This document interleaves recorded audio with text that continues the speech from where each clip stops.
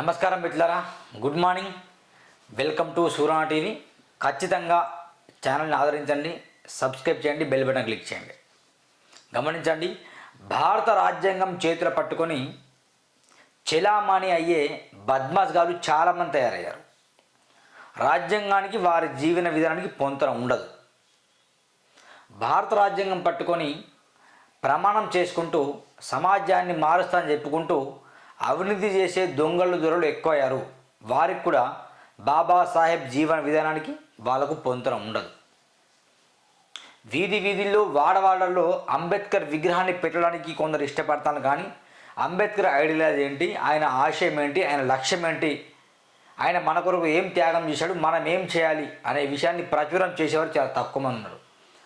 సభలకు సమావేశాలకు మాత్రమే అంబేద్కర్ని పరిమితం చేస్తాను తప్ప ఆశయానికి ఒక లక్ష్యాన్ని మాత్రం ఛేదించడంలో మాత్రం విఫలమయ్యారు. నేను ఎందుకు అంటున్నాను ఈ మాట, ఇక ప్రతి రాజకీయ నాయకుడు అలవాటు అయిపోయింది. భారత రాజ్యాంగం మీద ప్రమాణం చేస్తుందా, భారత రాజ్యాంగం మీద ప్రమాణం చేస్తుందా, భారత రాజ్యాంగం మీద ప్రమాణం చేస్తుందా అని చెప్తారు.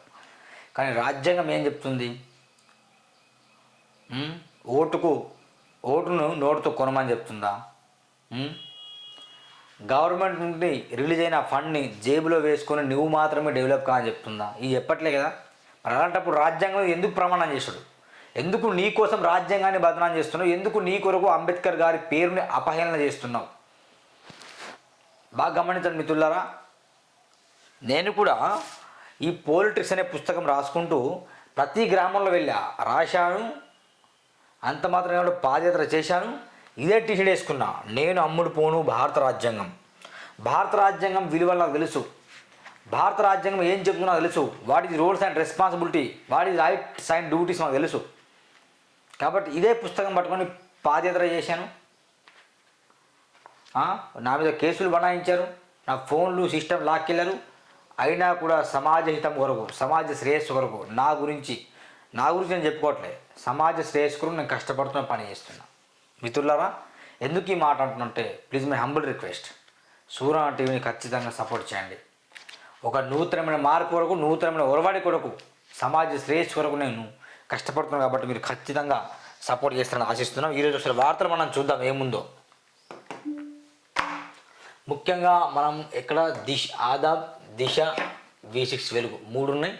దీనిలో హెడ్లైన్స్, టాప్ హెడ్లైన్స్ ఏంటి మనం చూద్దాం. ఒకసారి దిశలు చూద్దాం. మరి కాంగ్రెస్లో పదవుల పండగ, సామాజిక సమీకరణాలతో పేర్లు ఇవ్వండి, 15 రోజుల్లో PCC కార్యవర్గం పూర్తవ్వాలి, నామినేటెడ్ పోస్టులు సైతం భర్తీ చేయండి, వచ్చే నెలలో తెలంగాణకు రాహుల్ గాంధీ, సంవిధాన్ బచావో ర్యాలీ, సభకు హాజరు, సూర్యాపేటలో లేదా ఖమ్మంలో నిర్వహణ, GSMC స్థానిక ఎన్నికల్లో భారీ విజయం సాధించాలి, సీఎం మంత్రులకు AICC ప్రధాన కార్యదర్శి వేణుగోపాల్ సూచన, నేడు సింగపూర్కు రేవంత్ రెడ్డి.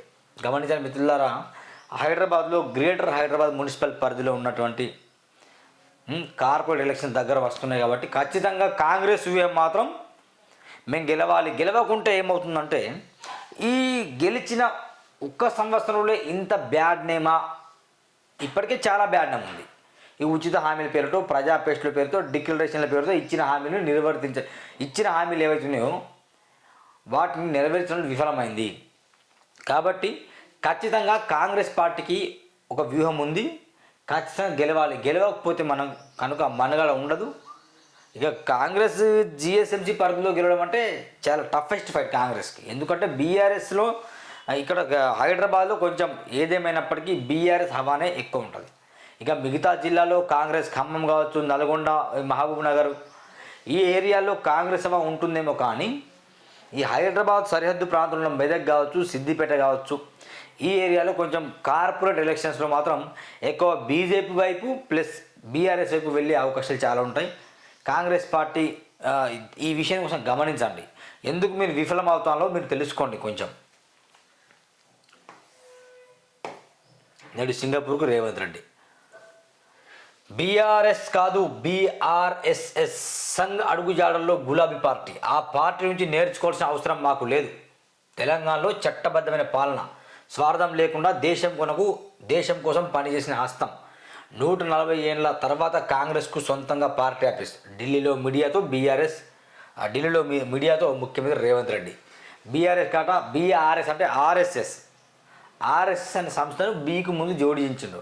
ఇక బీఆర్ఎస్ కాదు, బీఆర్ఎస్ఎస్ అంటే ఈజ్ నథింగ్ బట్ బీజేపీకి అనుకూలంగా ఉన్న ఆర్ఎస్ఎస్ ఇది బీఆర్ఎస్.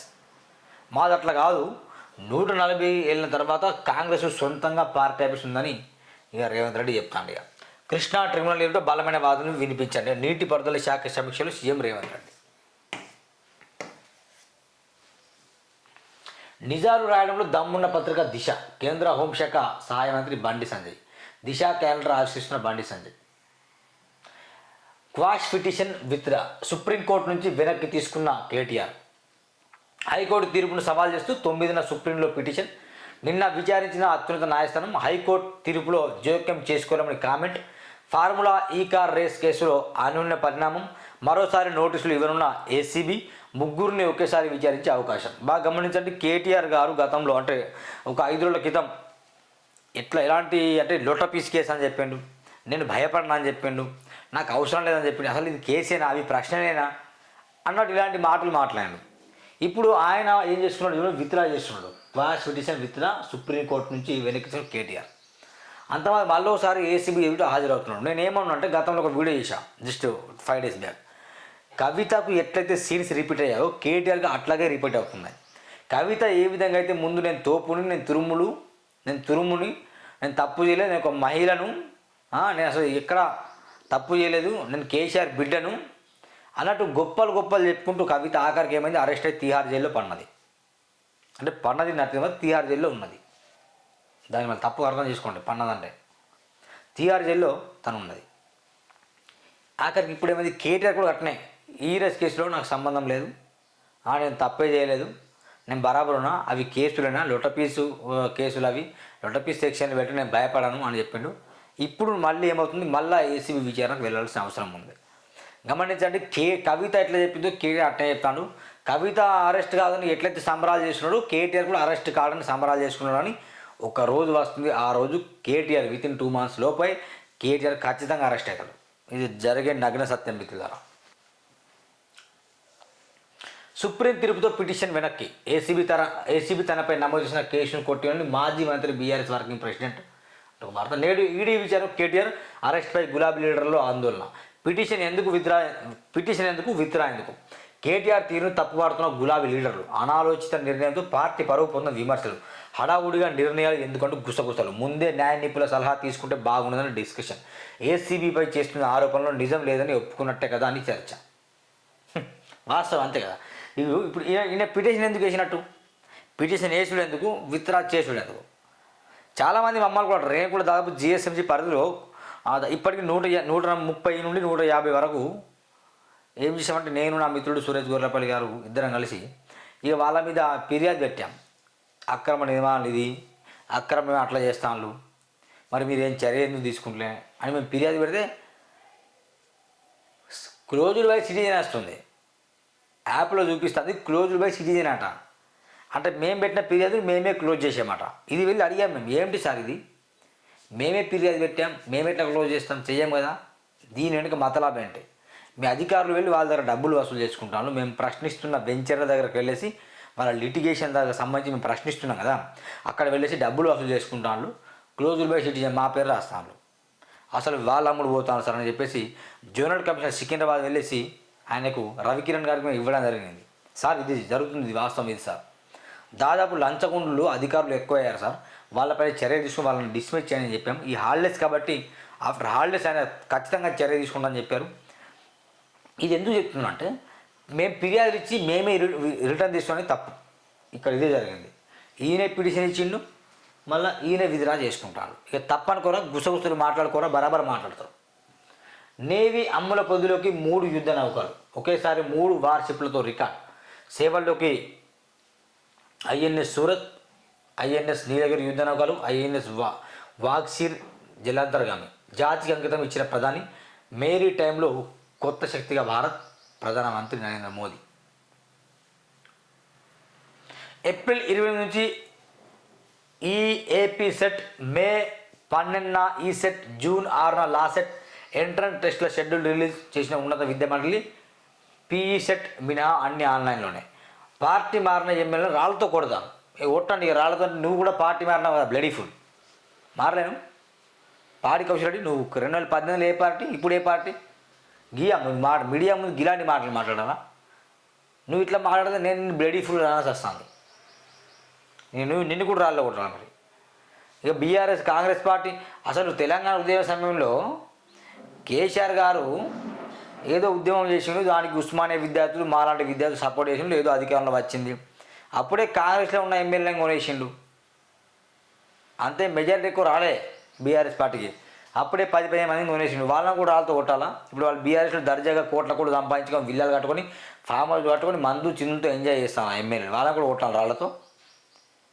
అంటే కాంగ్రెస్ ఎమ్మెల్యేనే కొట్టాలి రాళ్లతో.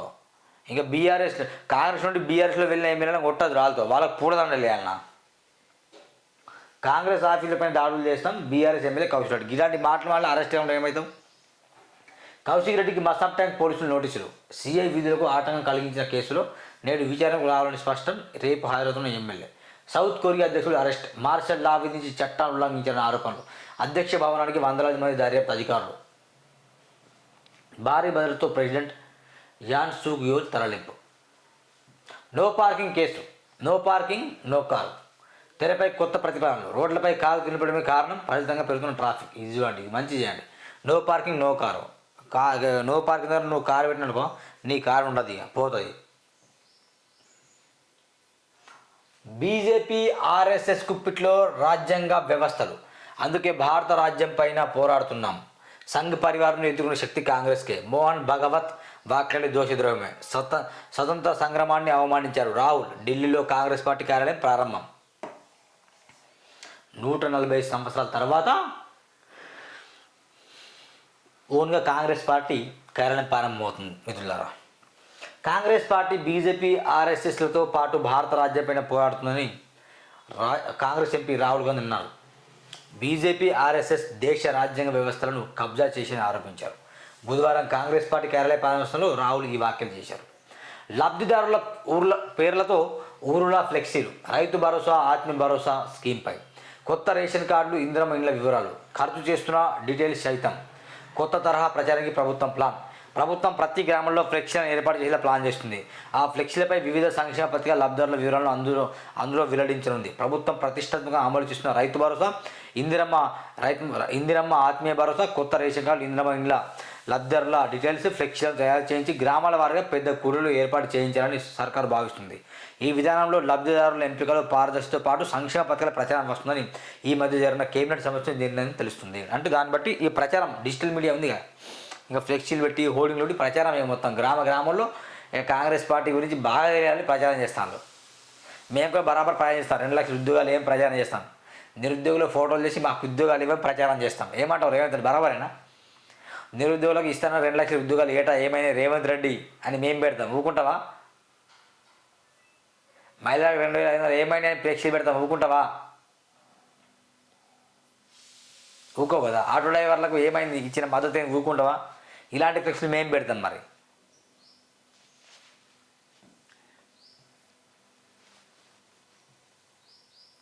కేజ్రీవాల్ విచారణకు కేంద్రం పర్మిషన్.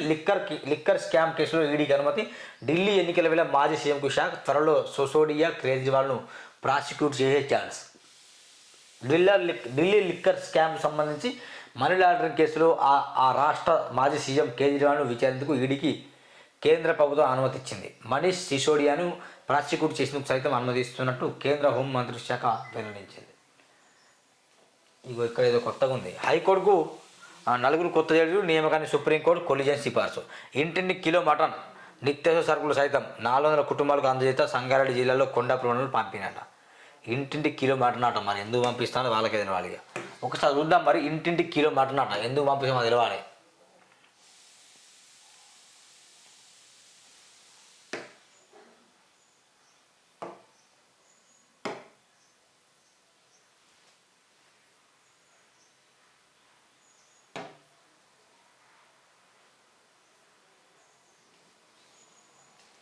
ఇంటింటికి కిలో మటన్ అంటే ఎందుకు మరి?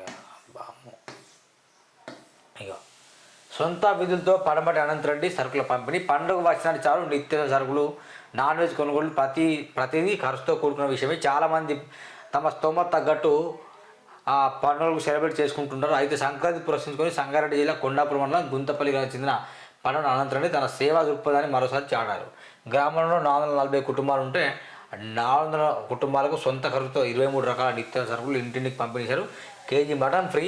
సంక్రాంతి కానుకగా ఇంటికో కేజీ చొప్పున ఉచితంగా మటన్ అందజేశారు. తన సొంత నిధులతో ఇలాంటి కార్యక్రమాలు నిర్వహిస్తున్న పట్ల గ్రామ హర్షం వ్యక్తం చేస్తున్నారు.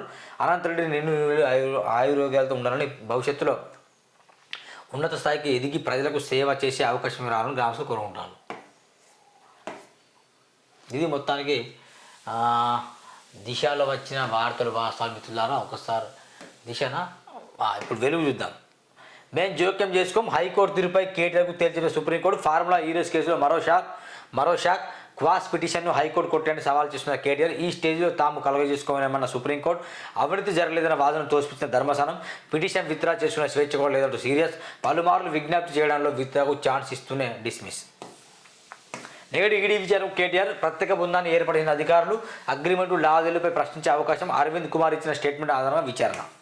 హైకోర్టుకు 4 కొత్త జడ్జీలు. Number 1 Renuka Muda, number 2 Narasimharao, number 3 Tirumaladevi, number 4 Madhusudan Rao. నిజామాబాద్లో పసుపు బోర్డు షురు. వర్చువల్గా పాల్గొన్న కేంద్ర మంత్రి గోయల్. వినాయక్ నగర్లో తాత్కాలిక ఆఫీస్. 8 సెట్లకు తేదీలు ఖరారు. ఏప్రిల్ 29 నుంచి జూన్ 11 వరకు పరీక్షల నిర్వహణ. April 29, 30 agriculture, pharmacy entrance test. May 2 నుంచి 5 వరకు ఇంజనీరింగ్ స్ట్రీమ్కు ఎగ్జామ్. ఎంట్రన్స్ పరీక్షల షెడ్యూల్ రిలీజ్ చేసిన హయ్యర్ ఎడ్యుకేషన్ కౌన్సిల్. ఏఐసిసికి కొత్త ఆఫీస్ ప్రారంభించిన సోనియా గాంధీ, ఖర్గే. ఇందిరా భవన్గా నామకరణం. లైబ్రరీకి మన్మోహన్ పేరు. 6 అంతస్తులతో ఆధునిక భవనం. ప్రతి ఫ్లోర్లోనూ గోడలపై కాంగ్రెస్ 139 ఏళ్ల చరిత్ర తెలిపిన ఫోటోలు. నెహ్రూ మొదలుకొని ఖర్గే దాకా పార్టీ ప్రెసిడెంట్లు, పిఎంల చిత్రాలు. లాల్ బహదూర్ శాస్త్రి, సర్దార్ పటేల్, పివి మన్మోహన్ ఫోటోలు. గాంధీ, అంబేద్కర్ చిత్రాలు కూడా ఏర్పాటు. ప్రారంభోత్సవానికి Rahul, KC Venugopal, Priyanka, CM Revanth, PCC చీఫ్లు హాజరట. చూద్దాం, కొత్త భవనం వస్తుంది. లెట్స్ సీ ఏమవుతుందో చూద్దాం. భగవద్ వాక్యాలు దేశద్రోహమే. ప్రజలందరినీ కించపరిచారు రాహుల్. ఫ్రీడమ్ ఫైటర్స్ను ఆర్ఎస్ఎస్ చీఫ్ అవమానించారు. దేశాన్ని విచ్ఛిన్నం చేసేవారికి అడ్డుకునే శక్తి కాంగ్రెస్కి మాత్రం ఉందని వ్యాఖ్య. దేశ భవిష్యత్తుకు ఇక్కడి నుంచే ప్రణాళికలు. 140 ఏళ్ల తర్వాత కాంగ్రెస్కు సొంత కార్యాలయం. దేశ ప్రజలకు నిస్వార్థంగా సేవలు అందించామనే దానికి ఇదే నిదర్శనం. సీఎం రేవంత్. మన వాటా దక్కాల్సిందే. కృష్ణా ట్రిబ్యునల్ ముందు బలంగా వాదనలు వినిపించండి. ఇరిగేషన్ అధికారులకు సీఎం రేవంత్ రెడ్డి దిశానిర్దేశం. గోదావరి బనకచెర్లపై అభ్యంతరాలతో జలశక్తి మంత్రి ఏపీ సీఎంకు లేఖలు రాయాలని ఆదేశం. పోలవరం ముంపుపై ఐఐటీతో త్వరగా అధ్యయనం చేయాలని సూచన. సిరిసిల్లాలో మరో 6 ఎకరాలు వాపస్. అసైన్ భూములకు వెనక్కి ఇచ్చేసిన బీఆర్ఎస్ నేతలు. సిరిసిల్ల కలెక్టర్కు పాస్బుక్ అప్పగించిన 2 లీడర్లు. ఇప్పటివరకు 11 ఎకరాల అసైన్ ల్యాండ్ వెనక్కి. భూ కబ్జా కేసులో కొనసాగుతున్న అరెస్టుల పర్వం. ఈ సిరిసిల్లాలో దాదాపు 1500 కోట్ల కూడా స్కామ్ అనేది. కొన్ని వేల ఎకరాలు కూడా సిరిసిల్లాలో మొత్తం తారుమారైపోయాయి. ఎందుకంటే అక్కడ కేటీఆర్ కాబట్టి చూడండి, 5 ఎకరాల పాస్తో కలెక్టర్కు అందజేస్తున్న కూరవేడి నరసయ్య. ఇట్లా 3 రోజుల్లో 6 కోట్ల మంది వచ్చారు. మహాకుంభమేళ జోరుగా సాగుతుంది. యూపీలోని ప్రయాగ్రాజ్ ఎటు చూసినా గుడారాలు జనమే కనిపిస్తున్నారు. సోమవారం ప్రారంభమైన కుంభమేళలో బుధవారం దాదాపు 6 కోట్ల మంది పుణ్యస్నానాలు ఆచరించడంలో అధికారులు ప్రకటించారు.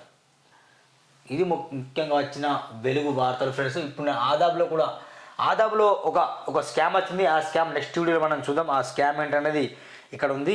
ఈ రీసెర్చ్ సెంటర్ పేరుతో భూదోపిడి ఎట్లా జరిగింది, ఎట్లా భూదోపిడి అనే వార్త మరోసారి నేను చదువుతాను. ఖచ్చితంగా ఈ వీడియో చూడండి ఫ్రెండ్స్. చూస్తున్నాండి Suran TV. Thank you very much. Bye bye.